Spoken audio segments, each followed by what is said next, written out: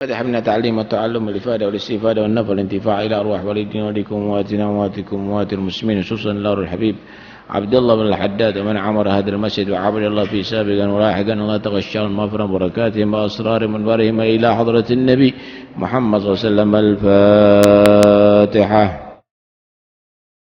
بسم الله والحمد لله والصلاة والسلام على رسول الله سيدنا مولانا محمد بن عبد الله وعلى آله وصحبه ومن والاه ولا حول ولا قوة إلا بالله العلي العظيم.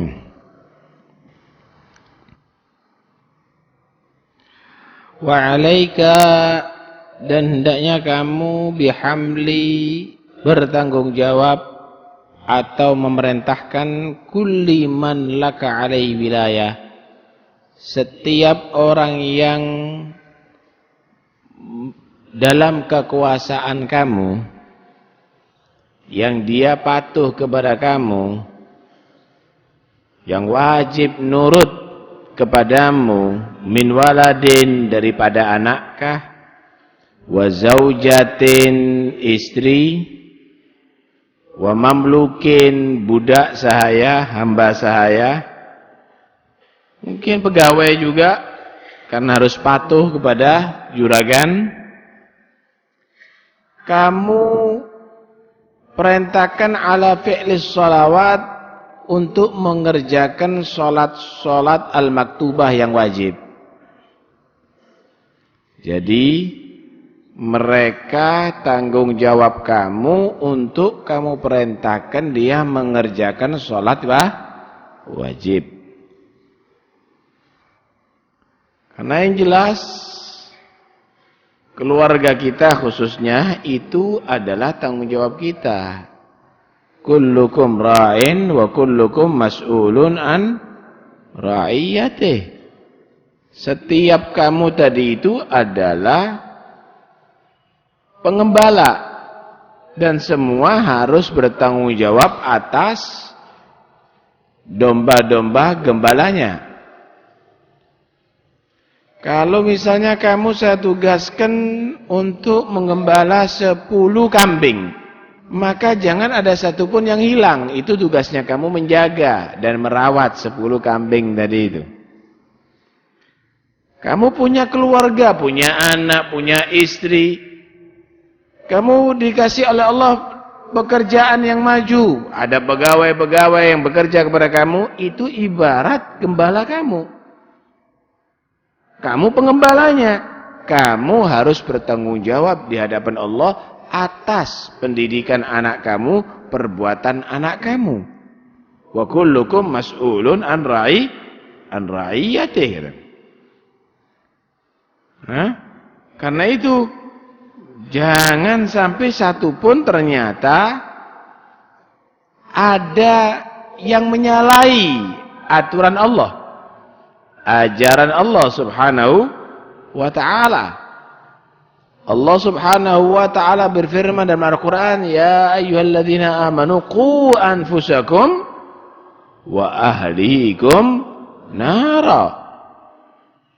Ya ayyuhalladzina amanu, hei orang-orang yang beriman, qu, lindungi, anfusakum, diri kamu semuanya, wa ahlikum, dan juga keluarga kamu. Tanggung jawab kamu untuk melindungi. Dari apa? Naro, neraka. Lindungi kamu dan keluarga kamu semuanya dari neraka. Itu tanggung jawabnya kamu. Yang penting saya selamat biar anak saya di neraka. Nggak bisa. Anak kamu nuntut kamu. Itu tanggung jawab kamu. Istriku kamu nuntut kamu. Kalau kamu biarkan, itu tanggung jawabnya kamu. Jadi kamu harus sebagai kepala rumah tangga, sebagai suami atau ayah, memerintahkan keluarga kamu semuanya patuh dan taat kepada Allah Rabbul Alamin. Jadi nggak bisa, yang penting saya kan tidak. Itu haknya anak-anak kita, haknya istri kita. Bukan begitu, hak-hak itu. Itu semuanya hak dilindungi, tetapi tidak boleh melanggar hak Allah. Jadi tidak ada berzina hak manusia, minum khamr hak manusia, mencuri hak manusia, jadi preman hak manusia, jadi orang yang gak karuan hak manusia. Itu hak apa? Karena itu jangan percaya dengan hak asasi yang dilontarkan oleh beberapa orang. Jadi kita ini mau dibentuk hak itu, mendahulukan hak itu lebih daripada hak agama. Ini program untuk liberalisasi Indonesia. Jadi kita ini sudah mau dijauhkan daripada Pancasila.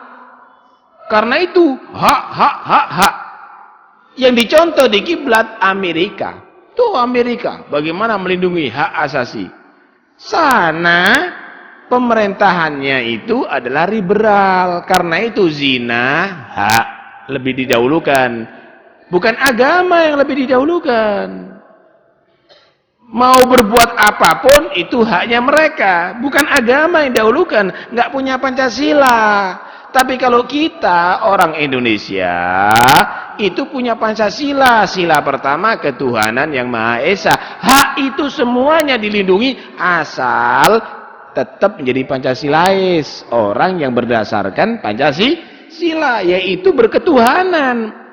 Inti boleh berhak hidup ada di Indonesia. Kamu boleh kamu bekerja di Indonesia, kamu boleh bergaul di Indonesia, tapi tetap dalam norma ketuhanan yang Maha Esa. Kalau ada pelanggaran dengan ketuhanan yang Maha Esa, maka haknya kamu harus ditinggalkan dan patuh kepada ketuhanan yang Maha Esa. Begitu kan seharusnya. Ini enggak peduli Tuhan yang melarang, yang penting haknya manusia. Sehingga perzinaan bebas, minuman khamr bebas semuanya jadinya.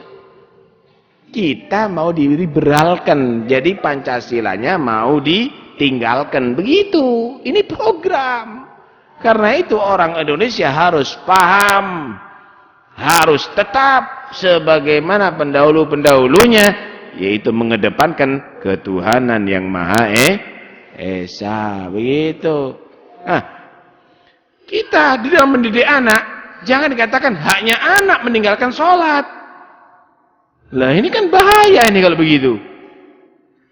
Kita haknya anak tidak percaya dengan Allah, haknya anak beragama lain, begitu. Ya nggak bisa. Karena itu kita harus paham tugas kita bagaimana terhadap Tuhan, karena kita hidup ada di negara yang berketuhanan yang Maha Esa, maka itu harus lebih dilindungi daripada yang lainnya. Jadi supaya kita paham ya, bahwa kita ini dibongoli dari dulu itu. Hak asasi. Jadi digoblok-goblok kamu itu, supaya kamu tidak menjadi orang Indonesia, tapi menjadi orang Amerika. Hilang dah nanti Pancasilanya, hilang nanti Undang-Undang Dasar 45-nya nantinya. Baik. Apalagi sekarang nanti kalau kita marah kepada anak karena nggak sholat, maka dinyatakan menganiaya. Hati-hati itu. Perlu memang untuk meneliti, tapi pendidikan dan menganiaya harus dibedakan.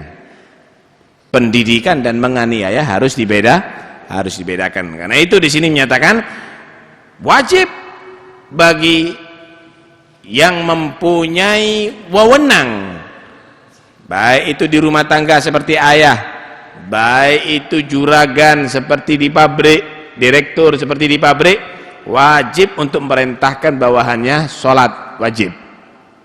Fa in imtana'a ahadun, kalau menolak seorang min haula daripada mereka orang-orang yang wajib patuh tadi itu, min fi'liha dari mengerjakan sholat wajib, fa 'alaika biwa'dhih, maka wajibnya kamu untuk menasihati, wa takhwifih, dan menakut-nakuti. Saya pecat lo kamu jadi orang Islam yang benar, nanti saya pecat kamu. Anaknya apa sudah ya, saya pukul kamu nanti. Paham ya? Nah, fa in tamarrada, maka jika terus begitu Jika dia menolak, tetap meninggalkan, au asarra ala tarki, atau selalu meninggalkan, enggak sama sekali atau selalu meninggalkan, fa'alaika bidharbih, maka kamu harus memukul, wa ta'nifih, dan bersikap keras kepada dia.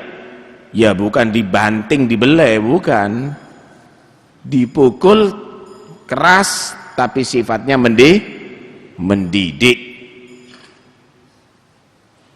Karena itu jangan nanti kalau memukul anak dikatakan menganiaya anak.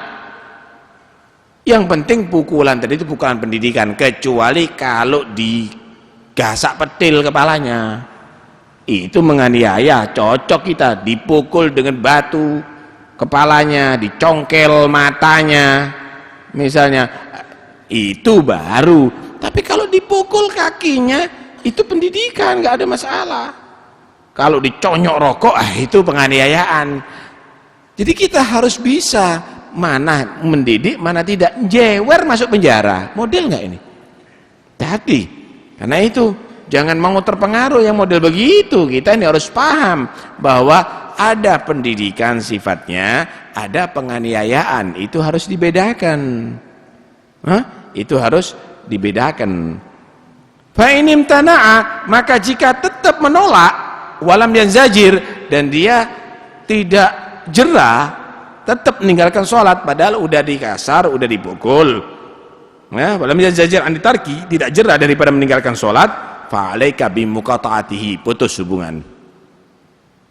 Walaupun anak, walaupun istri, wan mudabarati, putus. Kenapa? Fa inna tarika shalah syaiton, karena orang meninggalkan salat itu setan, udah tidak layak lagi disebut manusia. Ba'id min rahmatillah, jauh daripada rahmat Allah Subhanahu wa taala. Enggak, jangan sampai ada di rumah kamu. Nanti akhirnya ketika turun bala datang ke rumah kamu, nanti bala itu kamu kena sekali. Kasihan yang sholat nantinya. Setan itu dibenci oleh Allah Subhanahu wa taala. Jangan mau kompromi dengan orang yang enggak sholat. Istri enggak sholat, cerai. Ya, enggak langsung kita nasihati, jangan Mbak, jangan Dek, sholat itu wajib, enggak benar. Tetap aja, ya udah kembalikan sama orang tuanya. Suami enggak sholat, Mas, saya wajib patuh sama kamu, tapi kalau kamu enggak sholat, saya dosa, biarkan sholat Mas. Pancet, khalas, minta cerai. Jangan kamu kompromi dengan orang yang enggak sholat. Orang yang enggak sholat jauh dari rahmat Allah, dan itu adalah setan. Jadi di sini kita harus tegas dalam masalah ini.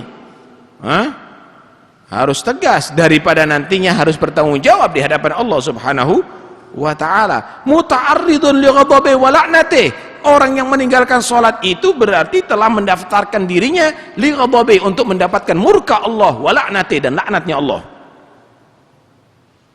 Sehingga datang satu riwayat, ma taraka ahadun faridatan illa kutiba ismuhu ala babin nar, hadza la budda min dukhulin nar.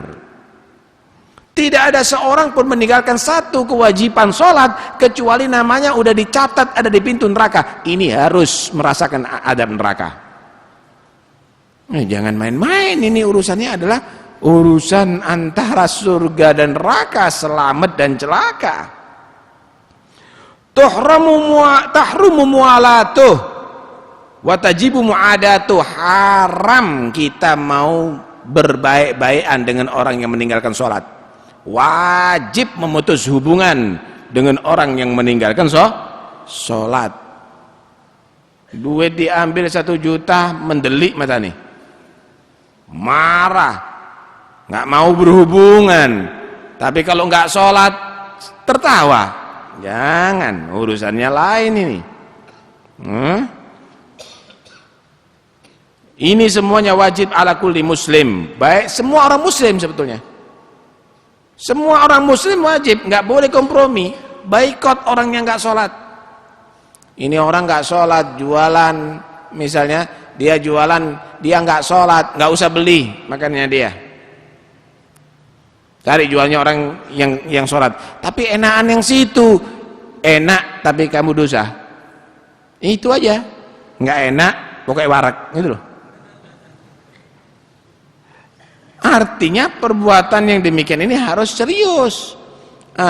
Di sini tentunya sikap yang terakhir itu setelah diawali dengan sikap-sikap tahapan yang sebelumnya.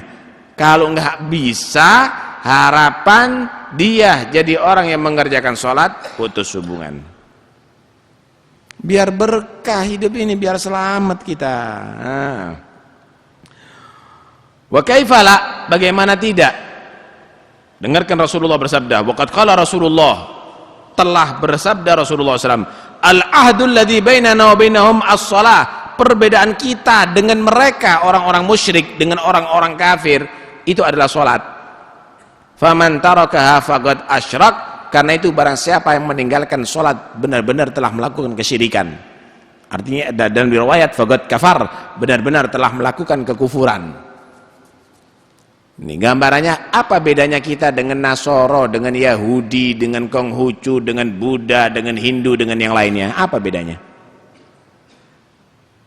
Kalau puasa, agama Hindu ada puasa, malah puasanya lebih dahsyat dari kita. Satu hari satu malam puasa kerja, sehingga toko-tokonya harus puasa tutup. Puasa daripada kesibukan, puasa kendaraannya harus puasa, nggak boleh bunyi. Mesinnya harus puasa, airportnya puasa, terminalnya puasa, lampu puasa, semuanya puasa. Kalau di hari raya Nyepi kan begitu. Apa bedanya kita dengan orang-orang Nasara misalnya, atau Yahudi atau yang lainnya? Duit, mengeluarkan duit, kalah kita. Sumbangan-sumbangan mereka lebih banyak kalau mengeluarkan mungkin.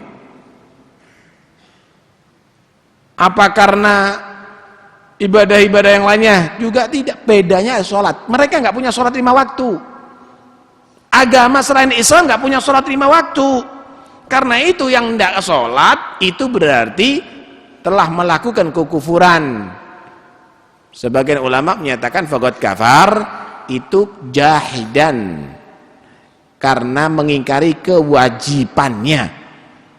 Ninggalkan sholat, menyatakan sholat nggak wajib, kafir, udah jelas. Tapi sebagian ulama yang lainnya, bahkan sebagian sahabat mengatakan walaupun males ninggalkan sholat itu murtad hukumnya. Jangan main-main ini urusannya urusan besar, ninggalkan sholat ini. Nanti saya akan bacakan satu hadis, yang hadis tadi itu perlu kita renungkan. Riwayat hadis ini perlu betul-betul kita renungkan. Waqad qala sallallahu alaihi wasallam, dan telah berkata Nabi sallallahu alaihi wasallam, la dina liman la sholatalah. Enggak ada agama bagi orang yang enggak salat. Innama mathalus sholati minad din kamathalir ra'si minal jasad. Hanya saja perumpamaan salat di antara ajaran agama seperti kepala di antara anggota jasad yang lain. Artinya kalau enggak sholat, sekalipun kamu banyak haji kan ajaran agama, puasa kan ajaran agama, hadir hol kan juga aja baik acaranya, maulid juga baik, tapi enggak sholat, la dina liman la sholatalah. Enggak dianggap ajaran agama itu ada kalau enggak sholat. Ziarah Wali Songo enggak sholat, maulutan enggak sholat, la dina liman la sholatalah. Kenapa? Sholat ini hubungannya dengan agama seperti kepala dengan anggota jasad. Orang nggak ada tangan masih bisa hidup, orang nggak ada kaki masih bisa hidup, orang nggak ada kepala, Gondoruo itu ada yang hidup. Orang nggak haji bisa Islam masih. Kenapa? Lawang dia nggak mampu, haji kan wajibnya bagi yang mampu. Walillahi 'alan nasi hajjul baiti man istata'a ilaihi sabila. Orang enggak puasa bisa Islam. Kenapa? Loh dia sakit atau dia musafir. Kalau dia sakit atau musafir enggak wajib kan puasa. Orang nggak zakat, zakat bagi yang kaya. Lah kalau melarat menerima zakat. Orang Islam nggak sholat, nggak bisa. Kenapa? Wajib sakit, sehat, kaya, melarat, pejabat, rakyat wajib sholat semuanya. Nggak ada kompromi itu. Kalau zakat wajibnya bagi yang punya duit, bagi yang punya harta. Kalau haji bagi yang mampu. Kalau puasa bagi yang kuat. Tapi kalau sholat nggak ada bagi-bagian. Bagi yang hidup semenjak ente punya akal wajib sholat. Kalau udah nggak bisa sama sekali ya disolati, dikubur. Karena itu jangan buat main-main ini sholat. Saya bacakan satu hadis. Nabi sallallahu alaihi wasallam bersabda, "Man hafadha 'ala sholati akramahullah bi khamsi khisal." Siapa orang yang menjaga sholat 5 waktu, maka Allah memuliakan dia dengan 5 perkara. Yarfa'anhu dhigal 'aish. Allah akan mengangkat dia kesempitan hidup. Insya Allah cukup rezekinya, tentrem keluarganya, bagus diterima oleh masyarakat sekitarnya. Wa yu'tihi kitabahu wa 'adzabal qabr. Allah akan mengangkat dia daripada azab kubur. Aman, kuburannya insya Allah jadi kebunan surga. Kemudian yang ketiga, wa yu'tihi kitabahu bi yaminih. Nanti di mahsyar dia akan menerima kitab laporannya dengan tangan kanannya, tanda dia orang yang selamat. Kemudian wa yamurru 'ala sirat kal barq wa yadkhulul jannah bighairi hisab. Dan dia akan masuk, dan dia akan melalui jembatan sirat seperti secepat kilat dan masuk surga tanpa dihisab. Enak kan? Ini bagi yang mengerjakan di dunia dia selamat, di kubur selamat, di mahsyar dia selamat, di atas jembatan sirat selamat, masuk surganya gampang, enak. Wa man tahawana bis shalah, siapa orang yang meringankan salat, ngenteng-ngentengkan salat, dianggap biasa ninggalkan salat, adaballahu bi 15 ugubah, maka Allah akan menyiksa dia dengan 15 macam siksaan. Sittin fid dunya, 6 macam siksaan di dunia. Wa thalathin 'indal maut, 3 macam siksaan ketika mati. Wa thalathin 'inda dukhuli fil qabr, 3 siksaan ketika masuk kuburan. Wa thalathin 'inda liqa'i rabbih, 3 siksaan ketika bertemu tuh dengan Tuhannya nanti di hari kiamat.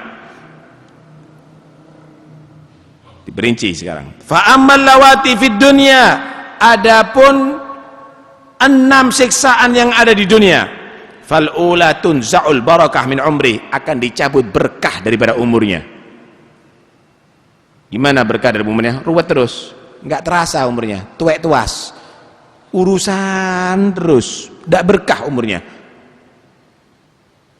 Ternyata matanya dari dulu jarang baca Quran, ternyata mulutnya dari dulu jarang berzikir kepada Allah, nggak berkah. Punya anak semuanya berandal, nggak berkah dalam umurnya. Wa tsaniyah, yang kedua, tumha simas shalihin, akan dihapus oleh Allah tanda-tanda kesolehan daripada wajahnya, min wajhi.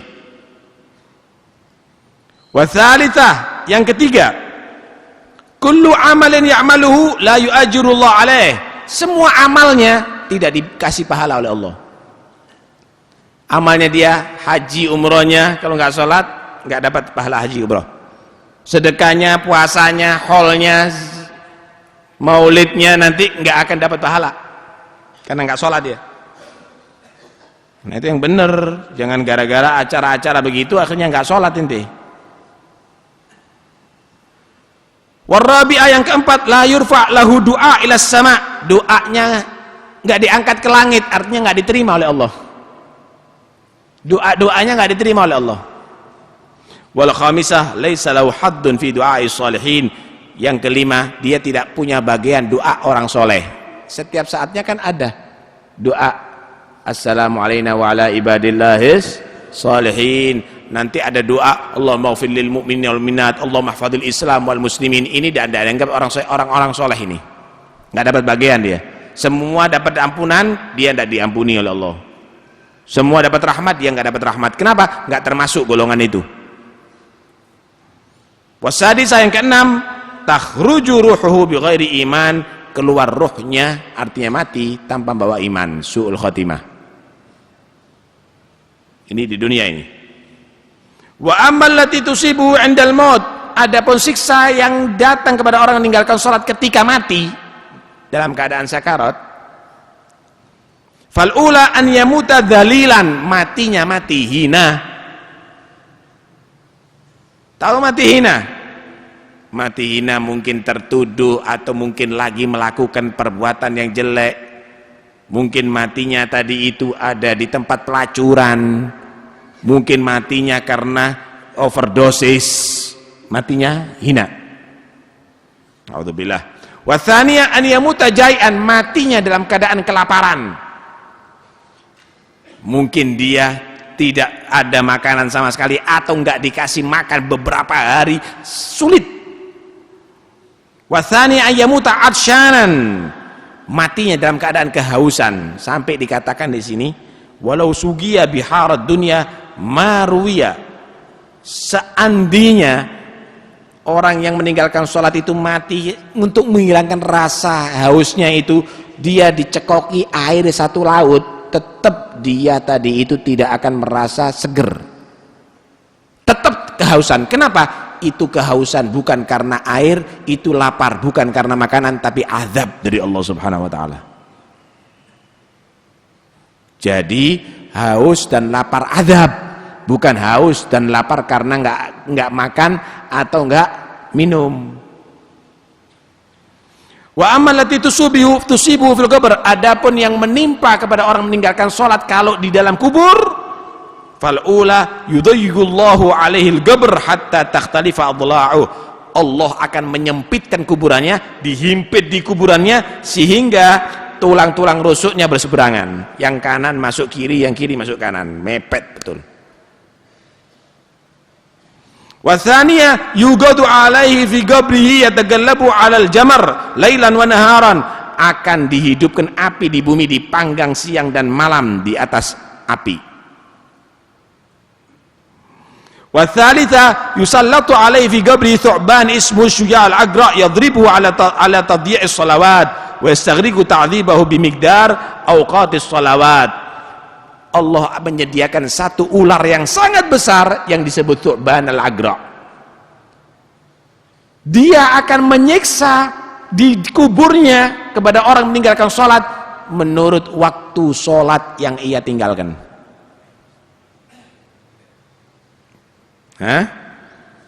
Wa ammal lati tusibu 'inda liqa'i rabbih, adapun yang menimpa kepada orang meninggalkan sholat ketika ketemu dengan Tuhannya nanti di mahsyar, idan syaqqatis sama' ya'tihi malakun wa biyadihi silsilatun dhar'uha sab'una dira'an fayu'alliquhu fi 'unuqi thumma yadkhiluha fi famihi wa yukhrijuha min dubri wa yunadi hadha jazaa'u man yudayyi'u fara'idallah. Nanti di hari kiamat langit itu akan terbuka dan malaikat akan turun membawa rantai khusus bagi orang yang meninggalkan sholat yang panjangnya 70 hasta, dibelenggukan ada di lehernya, dibelenggukan tangannya, kemudian dimasukkan ke mulutnya, ditarik, dikeluarkan dari duburnya. Tapi nggak ada mati ada di sana. Orang itu menjerit-jerit sambil diumumkan, inilah balasan orang yang meninggalkan sholat, kata malaikat. Berkata Ibnu Abbas, "Lau anna halaqatan minas silsilah waqa'at al-ard lah ahragadha." Kalau seandainya satu biji daripada gelangnya rantai tadi itu jatuh di bumi, maka seluruh bumi akan terbakar.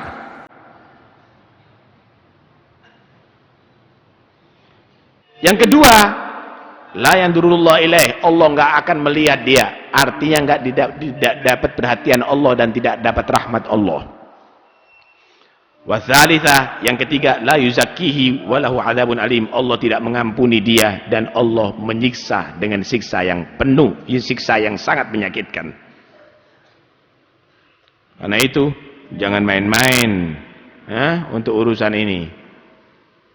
Mudah-mudahan kita menjadi orang selamat. Perintahkan anak-anak kita untuk sholat. Jangan dibiarkan anak kita enggak sholat.